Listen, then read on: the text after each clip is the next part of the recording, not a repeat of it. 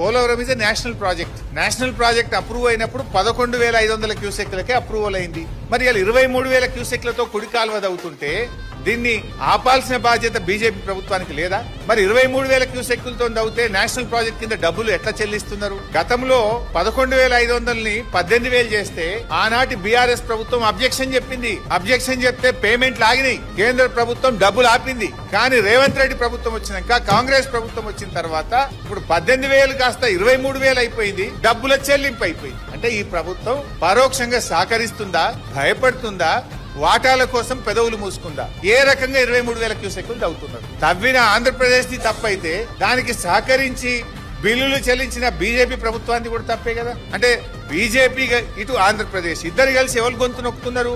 తెలంగాణ గొంతు విసుకుతున్నారు. తెలంగాణ గొంతు విసుకుతుంటే ఈ రాష్ట్రంలో అధికారంలో ఉన్న ప్రభుత్వం ఎందుకు నోరు మూసుకుంది అని నేను అడుగుతా ఉన్నా. ఇది ఎక్కడి నియమ నిబంధనలు? మరి ఏ రకంగా ఇలా కేంద్ర ప్రభుత్వం కళ్ళు మూసుకుంది? పోలవరం ప్రాజెక్ట్ అథారిటీ ఏం చేస్తుంది? సెంట్రల్ వాటర్ కమిషన్ ఏం చేస్తుంది? అడ్డగోలుగా నీళ్లు దవ్వుకపోతుంటే, ఇష్టమున్న సైజుల్లో కెనాళ్లు దవ్వుతుంటే కేంద్రం పట్టించుకోదు. ముఖ్యంగా నష్టపోతున్న తెలంగాణ కదా గొంతు విప్పాల్సింది. అవసరమైతే న్యాయబద్ధంగా పోరాడాలి. నీకు ఒకవేళ కేంద్రం సహకరించకపోతే సుప్రీంకోర్టుకు పో.